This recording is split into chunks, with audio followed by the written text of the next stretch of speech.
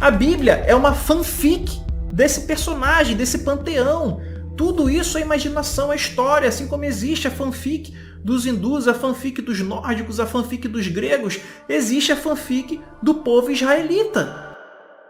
Eu tenho que discordar. O Novo Testamento não é ficção, é história e diversos livros e artigos acadêmicos têm mostrado isso. Então vamos analisar a parte mais importante da Bíblia, os Evangelhos, e vamos ver aonde as evidências nos levam, nesse que é possivelmente o meu vídeo mais completo até agora. Primeiramente, vamos definir o que são os Evangelhos. Os evangelhos são entendidos pela maioria dos estudiosos do Novo Testamento como biografias antigas. Existem alguns motivos para estudiosos tirarem essas conclusões. Por exemplo, Michael Licona, no seu livro, cita algumas características que as biografias antigas tinham em comum. A atenção está focada em um personagem principal e não em uma época, evento ou governo, como na história. Aprendemos algo sobre a ancestralidade do personagem principal e avançamos rapidamente ao longo da inauguração de sua vida pública, e o caráter do sujeito principal é iluminado por meio de suas palavras e ações como um modelo para os leitores imitarem ou evitarem. Essas são apenas algumas características que as biografias antigas possuíam, e que a maioria dos estudiosos atualmente entendem que os evangelhos também possuem, sendo eles assim biografias de Jesus. Certo, já entendemos que os evangelhos são biografias de Jesus, mas um bom jeito de realmente sabermos se os evangelhos são biografias confiáveis da vida de Jesus é nós sabermos quem foram as pessoas que escreveram os evangelhos. Por exemplo, se nós descobrirmos que os evangelhos foram escritos por pessoas de lugares distantes que mal conheciam Jesus, isso seria um bom motivo para acreditar que os relatos não eram muito confiáveis. A parte boa é que nós basicamente sabemos quem são os autores dos evangelhos, e eles estão aí na sua Bíblia: Mateus, Marcos, Lucas e João. Mas por que acreditar que eles foram os autores dos evangelhos? Bom, eu expliquei com detalhes nesse vídeo aí que está aparecendo na sua tela. Você pode dar uma olhada e depois voltar aqui, mas não tem problema, eu vou explicar aqui também.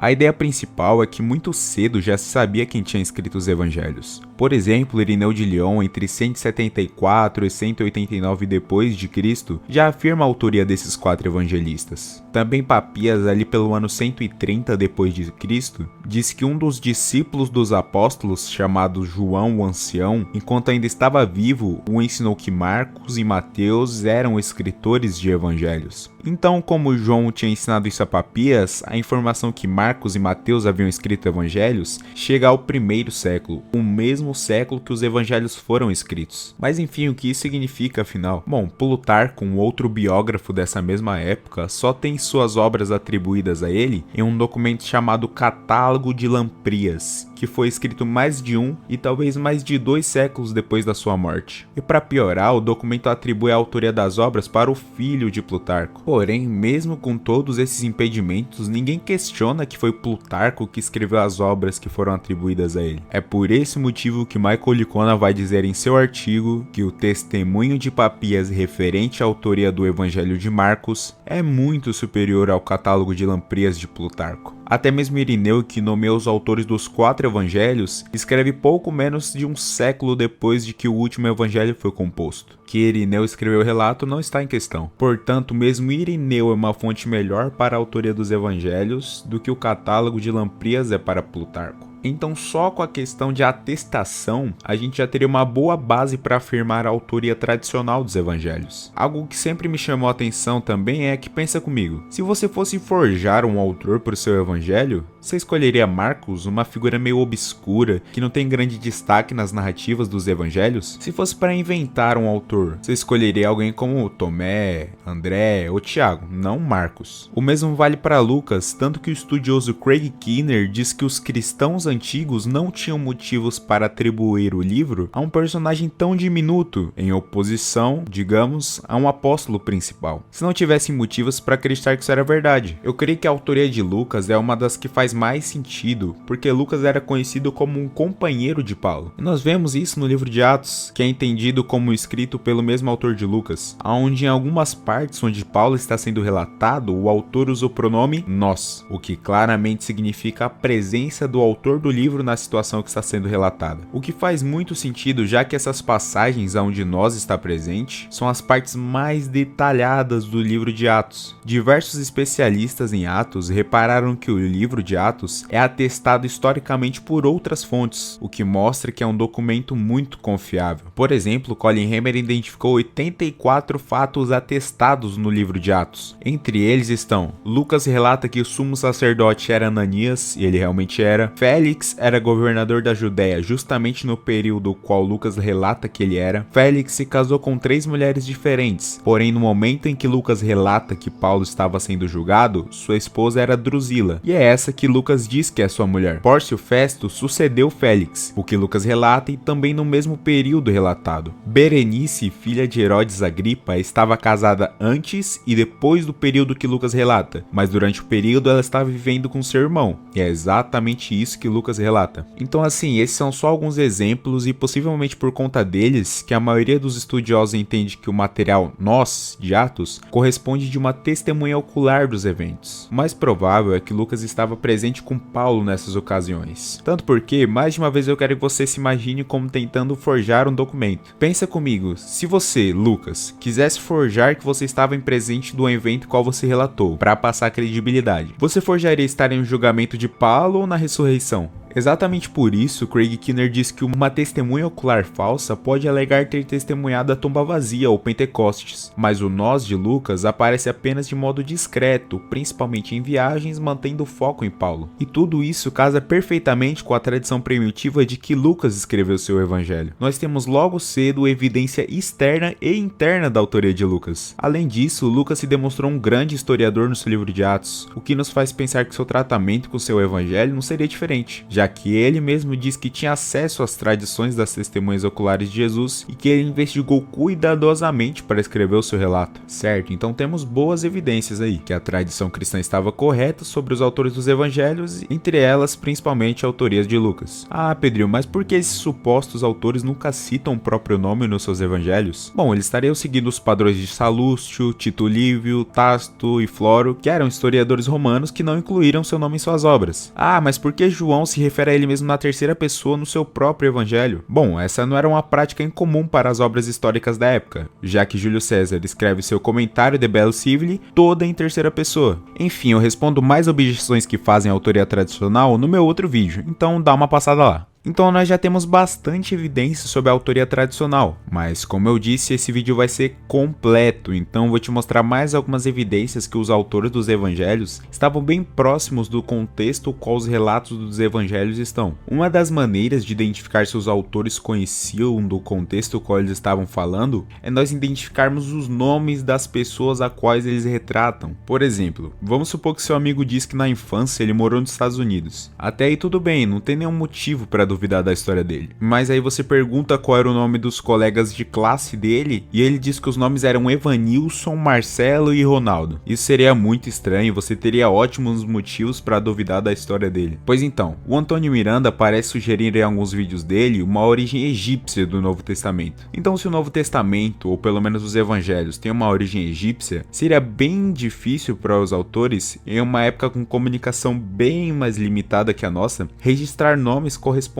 aos da região da Palestina. É exatamente isso que um artigo publicado em 2023 pelo estudioso Luc Van de Weg analisa: os nomes nos evangelhos. E só para demonstrar como isso realmente nos revela algo, vamos ver como os evangelhos apócrifos do segundo século se saem quando são verificados os nomes nos evangelhos deles. Bom, segundo Luc Van de Weg, os evangelhos apócrifos são os menos persuasivos em termos de congruência onomástica. Congruência onomástica, que é basicamente significar a ideia de os nomes de uma obra corresponderem aos nomes da região a qual ele relata. O Evangelho da Infância de Tomé tem 8 nomes, sendo Tomé, o israelita, como o único nome qualificado. Além dessa qualificação não natural, um menino judeu palestino se chama Zenão, um nome bastante comum em Delos e Atenas, mas incomum para uma criança judia palestina. Os evangelhos de Pedro, Maria e o Evangelho da Infância de Tiago não têm nomes qualificados e têm em média menos de 10 nomes por obra. obra. Então vemos aí que os evangelhos apócrifos não se saem bem quando vamos analisar os nomes presentes neles. E ainda por cima tem esse caso no evangelho de Tomé que seria bem comum para uma criança a qual ele busca relatar, mas bem comum em regiões afastadas do contexto que ele está relatando. Bom, então vamos ver agora se os evangelhos estão presentes desse contexto palestino ou eles deixam escapar algum erro. Olhando para o banco de dados, vemos que existe uma grande coerência nos nomes dos evangelhos. Quase todos os nomes mais citados nos evangelhos são os nomes mais presentes na Palestina. Luc van de Weg diz que esse nível de correspondência aos nomes da época retratada é semelhante às dos maiores biógrafos da época, como Plutarco, Suetônio e Joséfo. Isso demonstra que pelo menos os autores dos evangelhos não eram pessoas muito distantes do contexto aos quais eles relatavam, o que fortalece mais ainda a questão da autoria tradicional, pois esse tipo de evidência favorece bem mais autores mais próximos dos eventos do que, por exemplo, escribas egípcios. Então, bom, nós já temos boas evidências de que os autores do Novo Testamento eram os 4 autores tradicionais, por conta da atestação unânime nos 3 primeiros séculos dos evangelhos, e também no caso de Lucas, algumas evidências internas que mostram que o autor de Atos, que no caso é o mesmo autor de Lucas, muito provavelmente estava acompanhado de Paulo em suas viagens, o que casa perfeitamente com a ideia que Lucas era um companheiro de Paulo. Também vimos que algumas evidências internas, como o nome das pessoas descritas nos evangelhos, nos relatam que os autores estavam bem próximos dos eventos que eles relatam. Com isso em mente, nós podemos pensar, ok, os autores realmente eram discípulos de Jesus, ou conheciam os discípulos de Jesus, mas será que era possível eles lembrarem do que aconteceu quando Jesus estava vivo? Isso é uma boa pergunta a ser feita, já que a maioria dos estudiosos acredita que os evangelhos foram escritos de 30 a 60 anos depois da morte de Jesus. Bom, como o tempo passado era grande, antes de saber se a memória das testemunhas oculares era confiável, nós temos que nos perguntar se ainda existiam testemunhas oculares vivas. Isso se torna meio preocupante quando vemos que a expectativa de vida naquela época do Império Romano era de 23 anos. Mas calma, não é tão preocupante assim. O estudioso Robert McIver explica que a expectativa de vida era bem baixa por conta da grande mortalidade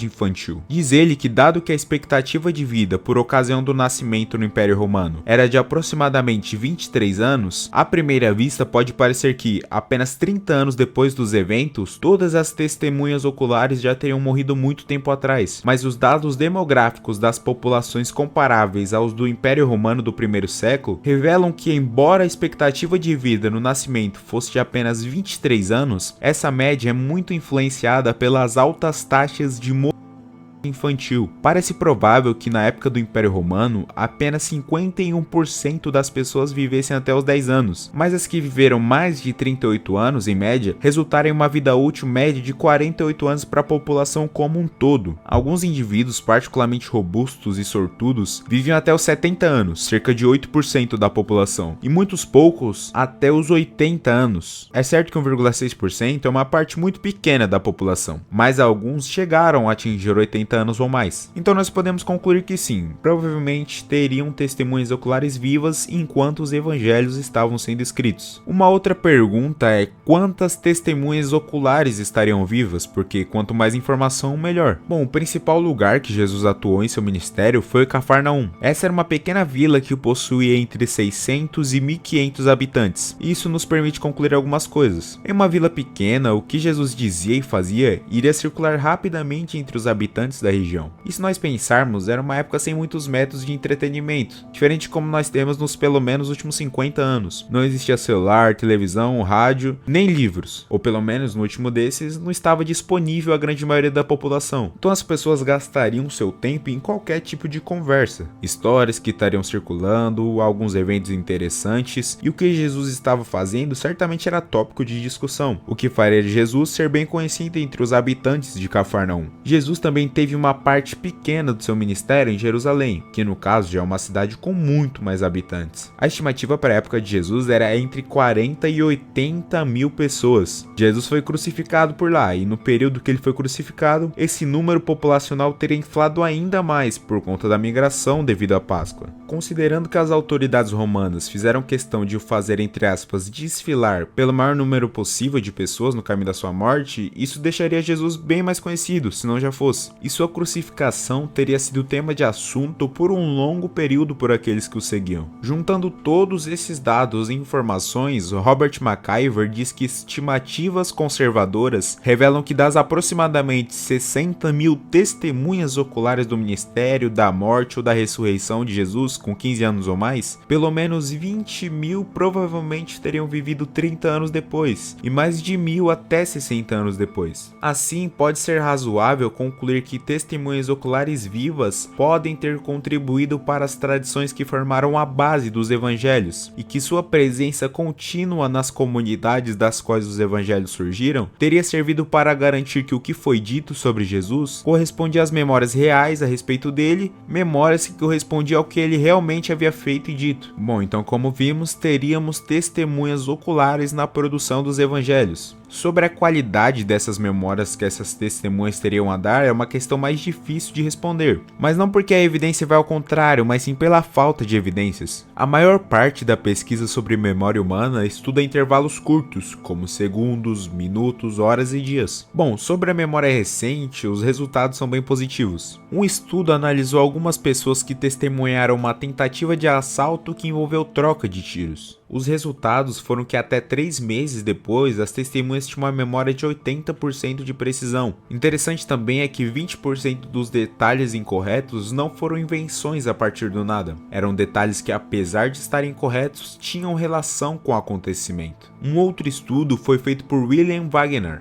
que estudou sua própria memória durante 6 anos. Durante 6 anos, todo dia ele registrava o que havia feito, quando, com quem, etc. E os resultados são até interessantes. Apesar de os registros que ele fez foram bem mais comuns e mais difíceis de lembrar que uma tentativa de assalto, por exemplo, no final de um período de 5 anos ele lembrava de aproximadamente 40% dos incidentes registrados. Outro estudo que talvez se encaixe mais para o que estamos tentando saber é esse, The Memory of Concentration Camp Survivors, sendo o autor dele também William Wagner em comparação com Job Groeneweg, sobre a memória de pessoas que passaram por um campo de concentração na Holanda. Entre esse período que foi passado no campo de concentração até o período do estudo se passaram 40 anos, que é uma análise de tempo parecida com a escrita dos evangelhos. Na parte final desse estudo diz o seguinte: não há dúvida de que quase todas as testemunhas se lembram do Campo Erika com grande detalhe, mesmo depois de 40 anos. Os relatos das condições no campo, do tratamento horrível, da rotina diária, do trabalho forçado, da habitação, da alimentação, das características principais dos guardas são notavelmente consistentes. Além disso, a lembrança de detalhes menores foi notavelmente precisa em muitos casos. 17 das 30 testemunhas lembraram-se da data de chegada ao campo. 16 das 30 testemunhas lembraram do seu número de registro completo, mas uma minoria de testemunhas ocasionalmente se enganava. Bom, é um resultado bem interessante. Ele mostra que pelo menos é possível se lembrar de acontecimentos acontecidos há 40 anos atrás, e até com certo grau de precisão nos detalhes. Tudo bem, a pergunta que vai ficar no final de tudo isso é ok, é possível que eles se lembravam dos acontecimentos da vida de Jesus, mas será que eles tentaram preservar essas histórias? O que eu quero dizer com isso é como que nós devemos entender que essas memórias das testemunhas do ministério de Jesus foram transmitidas entre as pessoas. Muito se é dito que essas histórias eram contadas de maneira irrestrita, de maneira muito parecida com histórias de folclore. Depois nós temos o evangelho de Mateus e de Lucas, que hoje a gente trabalha com a ideia de que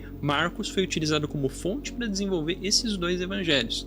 Então já é uma linha a mais de transmissão ali, muitas vezes uma transmissão verbal, em que muitas dessas comunidades, quem conta a história às vezes aumenta um ponto a mais, aumenta uma ideia teológica sobre uma coisa que talvez não era factual, mas que era importante para aquela comunidade, até que então já se desenvolve o Evangelho de João como última parte ali, que Jesus já é bem divinizado, né?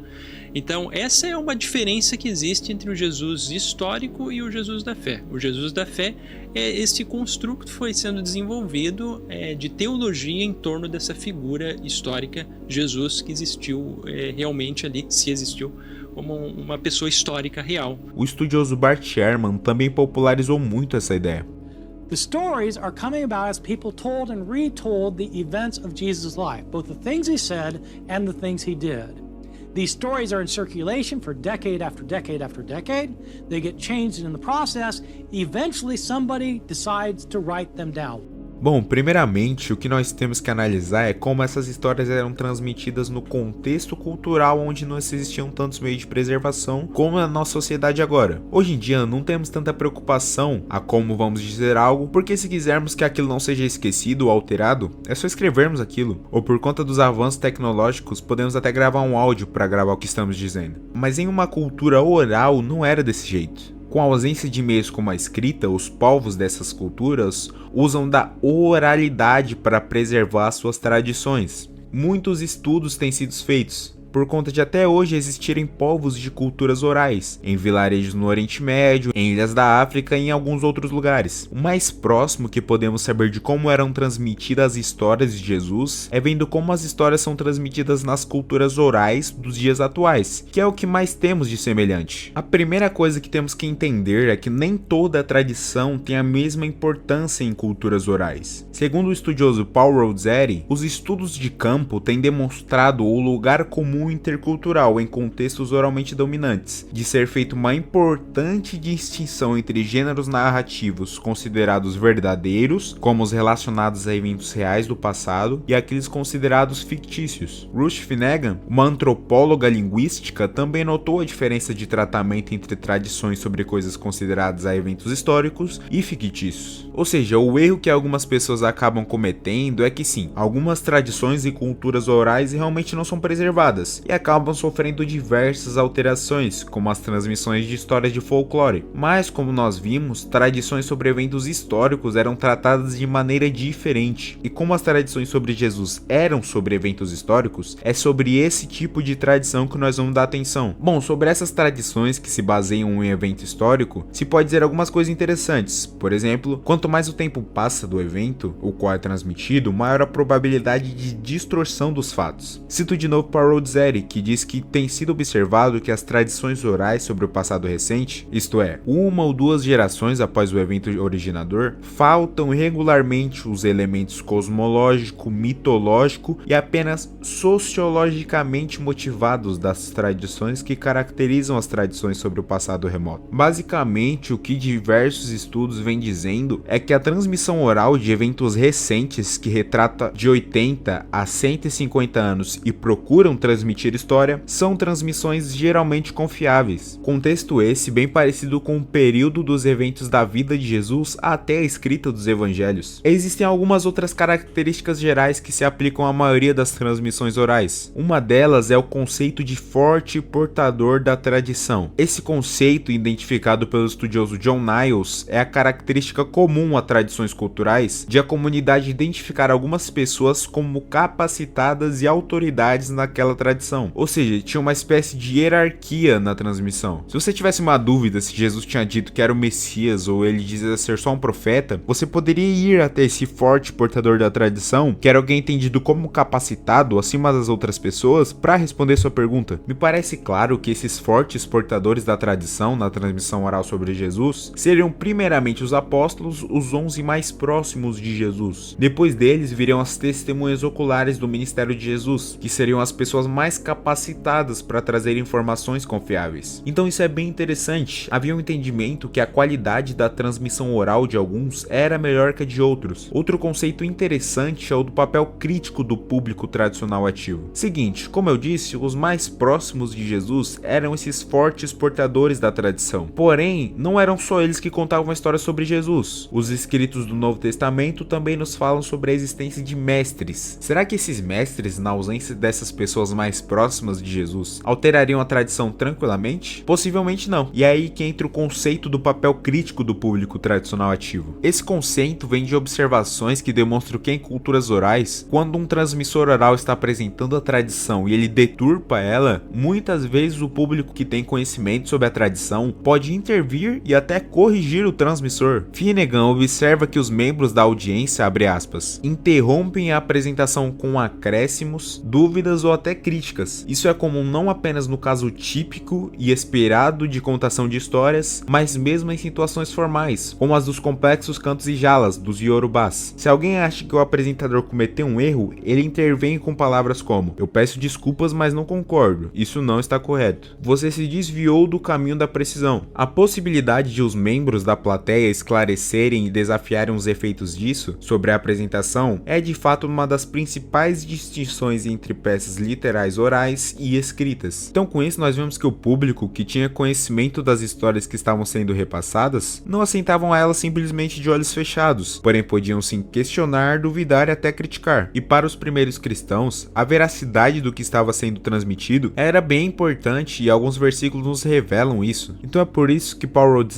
conclui que se o movimento inicial de Jesus tinha as típicas características de outras culturas predominantemente orais, quanto a isso e não temos motivos para pensar o contrário, então todos os membros da comunidade teriam participado e em certa medida assumido algum grau de responsabilidade pela preservação dos elementos essenciais da tradição original a respeito de Jesus. Então, enfim, nós temos diversas características de culturas orais que essas transmissões não eram uma completa bagunça como algumas pessoas sugerem. E bom, acho que uma forma definitiva de demonstrar como as tradições se mantiveram preservadas até a escrita dos evangelhos seria se nós tivéssemos alguma tradição fora dos evangelhos, alguns anos antes dos evangelhos, e vermos como essa tradição foi retratada nos evangelhos, para vermos se muita coisa foi alterada ou se o sentido ainda é o mesmo. E bom, felizmente nós temos essa tradição para analisarmos. Paulo em 1 Coríntios cita que recebeu uma tradição, que provavelmente vem dos discípulos, sobre a última ceia. 1 Coríntios foi escrito em volta de 55 depois de Cristo. Marcos, que foi escrito ali entre 60 e 70, mas vamos dizer que foi 70, também retrata esse momento, então nós podemos comparar como a tradição da última ceia era em 55 e como ela estava 15 anos depois, para ver se ela foi alterada, deturpada, etc. E olha, são descrições muito semelhantes do mesmo acontecimento. Claramente não é uma réplica palavra por palavra, talvez por conta da memória ou por conta dos recursos literários das biografias antigas, que a gente discutiu nesse vídeo aqui. Mas enfim, aqui nós vemos uma tradição bem preservada. Segundo o estudioso Eric Eve, Paulo tende a apoiar a existência de uma tradição semelhante, mas de forma alguma idêntica à que é refletida em Marcos. Isto, por sua vez, sugere que onde conseguimos verificar, a tradição parece ter sido razoavelmente estável entre a época de Paulo e a de Marcos, e também que Marcos foi razoavelmente conservador ao empregá-la. A tradição parece ter sido bem preservada nesse período de 15 anos, e pelo menos nos próximos anos também, porque Mateus e Lucas, talvez por terem acesso a Marcos, seguem essa mesma linha. Enfim, vimos que a transmissão oral não é tão desorganizada como às vezes parece, principalmente quando estamos falando de culturas orais. Também vimos que transmissões sobre eventos históricos como o ministério de Jesus tendem a ser mais confiáveis, e quanto menos longe do fato, menos deturpação dos fatos vai ter. Vimos também que os mais próximos de Jesus tinham autoridade nas transmissões. As histórias contadas por eles eram entendidas como mais confiáveis no geral. Mesmo assim, como os cristãos eram muito apegados à tradição sobre Jesus, pois sua vida se baseava nela, todos se sentiam responsabilizados a preservar as tradições. E felizmente nós temos registro da tradição em períodos diferentes e vemos que ela foi bem preservada. E acho que com tudo isso nós podemos fazer um bom argumento para demonstrar que os evangelhos são confiáveis historicamente. 1. Os autores poderiam escrever história. Bom, nós vimos que a autoria tradicional dos evangelhos está provavelmente correta, o que nos diz que os autores teriam acesso a informações de testemunhas oculares, ou por serem elas mesmas testemunhas oculares, ou por estarem próximas de testemunhas oculares. Nós vimos que essas testemunhas oculares ainda estariam vivas no período da escrita dos evangelhos, e que elas também poderiam se lembrar do que aconteceu. Mesmo assim, as tradições sobre Jesus ainda estavam sendo transmitidas de maneira confiável, o que ajudaria a construir uma narrativa mais completa sobre Jesus. E o nosso segundo ponto, ou se você quiser chamar a nossa segunda premissa, seria que 2. Os autores queriam escrever história. Nós vimos que as tradições sobre Jesus eram importantes para os cristãos. Sabemos que o que Jesus realmente disse e fez era algo que seria uma preocupação para todo cristão. Por isso há uma certa estabilidade na tradição sobre Jesus. Nós vimos isso em como a tradição sobre a última ceia se manteve estável em um período de 15 anos. Então com isso vemos que os autores não distorceram histórias sobre Jesus, mas sim as preservaram. Outro ponto que favorece nosso caso que os autores estavam escrevendo história é que eles mesmos nos dizem isso. Por exemplo, em João 21:24, diz que o testemunho registrado no Evangelho de João é verdadeiro. Lucas diz em seu Evangelho que investigou tudo cuidadosamente para escrever sua biografia de Jesus. Então nós temos bons motivos para pensar que eles podiam e queriam escrever história, o que nos leva a concluir que sim,